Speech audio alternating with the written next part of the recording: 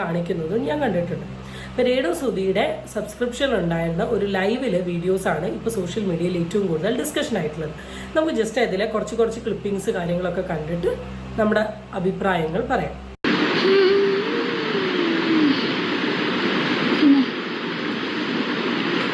നിങ്ങൾ കണ്ട എൻ്റെ ചുണ്ടെല്ലാം പൊട്ടി, കാലാവസ്ഥയുടെയാണോ പറയുന്നത് നോക്കുന്നത്, ചുണ്ട് പൊട്ടിയിരിക്കുകയാണ്. ഫുഡ് കഴിച്ചില്ല ഞാൻ.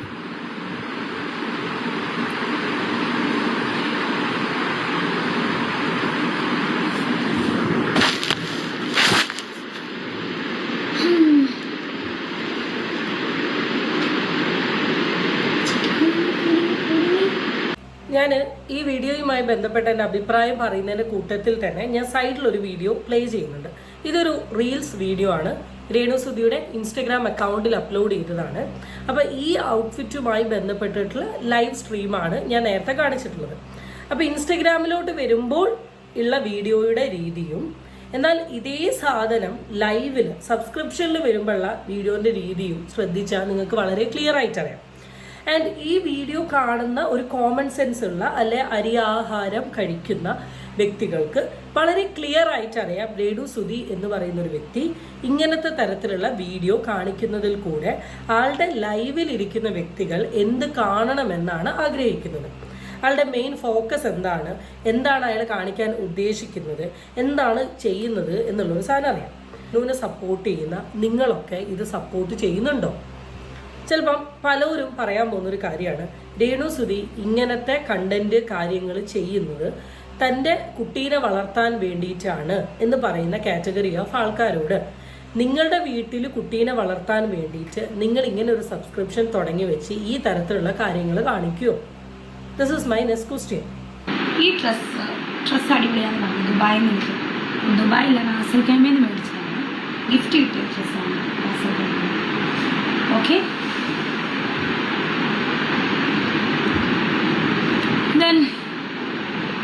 വേറെന്താണ്?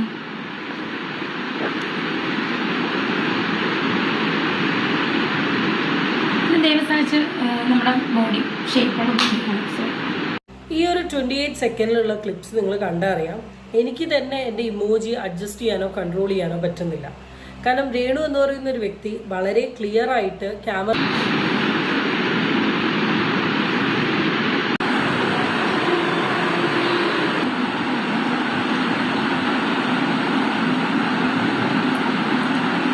Hi, thank U.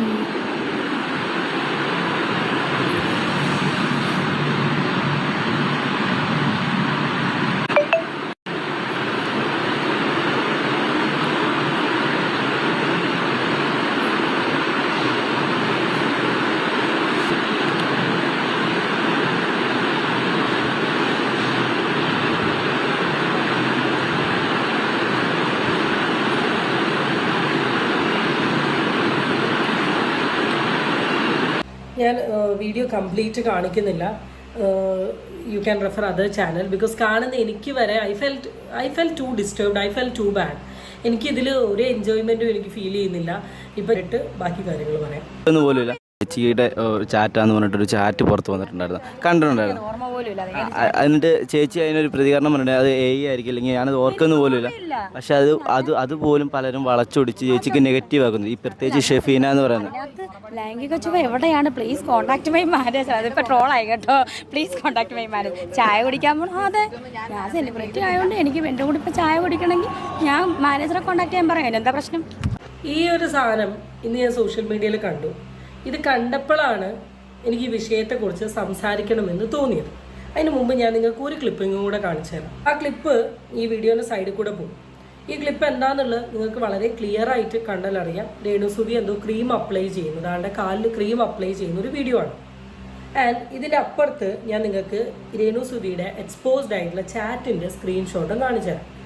അതിൽ ആ സ്ക്രീൻഷോട്ട് കണ്ടാൽ നിങ്ങൾക്ക് അറിയാൻ പറ്റും ആ പെർട്ടിക്കുലർ വീഡിയോ സബ്സ്ക്രിപ്ഷനിൽ അപ്ലോഡ് ചെയ്ത അന്നാണ് ഈ ഒരു മെസ്സേജ് വന്നിട്ടുള്ളത്. എന്ന് വെച്ചാൽ ആ നേരത്തെ കാണിച്ച വീഡിയോൻ്റെ റിപ്ലൈ ആയിട്ടാണ് ഈ പെർട്ടിക്കുലർ വ്യക്തി 2 കിസിൻ്റെ ഇമോജി കൊടുക്കുന്നു. റിപ്ലൈ ആയിട്ട് രേണു ഹാർട്ട് കൊടുക്കുന്നു. അയാൾ മെസ്സേജ് ചോദിക്കുന്നു, എടോ ഡയറക്റ്റ് മീറ്റിന് എത്രയാകുമെന്ന് പറഞ്ഞില്ല, ഡയറക്റ്റായിട്ട് മീറ്റ് ചെയ്യുന്നതിന് എത്രയാകുമെന്ന് പറഞ്ഞില്ല. ആൻഡ് അതിൻ്റെ താഴെ റിപ്ലൈ കൊടുക്കുകയാണ്, പ്ലീസ് കോണ്ടാക്ട് മൈ മാനേജർ എന്ന് പറഞ്ഞിട്ട്.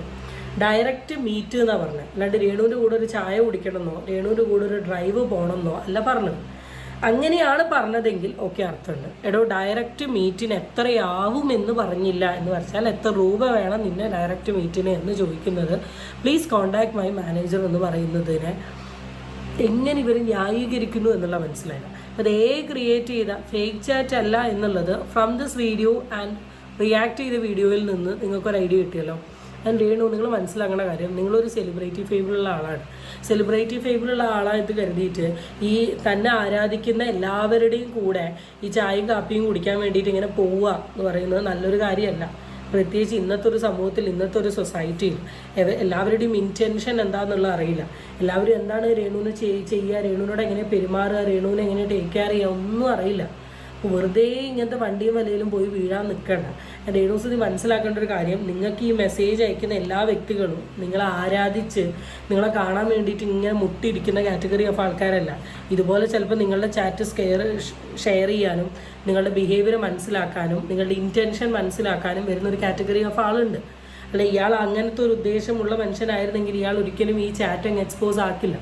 പുള്ളിക്കാരൻ ഈ ചാറ്റ് എക്സ്പോസ് ആക്കിയത് തന്നെ പുള്ളിയുടെ ഒരു ബിഹേവിയർ എന്താന്നുള്ളത് രേണു ചേച്ചി ഒന്ന് ആലോചിച്ചു. അതുകൊണ്ട് തന്നെ ഇനി മീറ്റപ്പ് അത് ഇത് എന്ന് പറഞ്ഞിട്ട് പ്ലീസ് കോണ്ടാക്ട്, അത് ഫേക്ക് ചാറ്റ് അല്ല എന്നുള്ള ഒരു ഐഡിയ കിട്ടിയല്ലോ. ഇനി ഒരൊറ്റ സാധനം കൂടെ കാണിച്ചു തരാം. എനിക്ക് ബിഗ് ബോസിന് മുമ്പ് രേണുവിനെ അറിയാം. രേണുവിനെ കുറിച്ച് എന്റെ അഭിപ്രായം എന്ന് വെച്ചാൽ അവര് ഹാർഡ് വർക്ക് ചെയ്ത് ജീവിക്കുന്ന ഒരു വുമണാണ്. അവര് അതെ, ഹാർഡ് വർക്ക് ചെയ്ത് ജീവിക്കുന്ന ഒരു വുമണാണ്. ഹാർഡ് വർക്ക് എന്താന്നുള്ള എല്ലാവരും ഇപ്പൊ കണ്ടല്ലോ. ഇനിയും ഹാർഡ് വർക്ക് കാണണമെന്നുണ്ടെങ്കിൽ നിങ്ങൾ ബാക്കി പല ചാനലിൽ പോയി നോക്ക്. കാരണം എനിക്കിതൊരു കുൽസിത വീഡിയോ ആക്കാൻ ആഗ്രഹമില്ല. അപ്പം മതി, ചേച്ചിയുടെ ഹാർഡ് വർക്ക് മതി.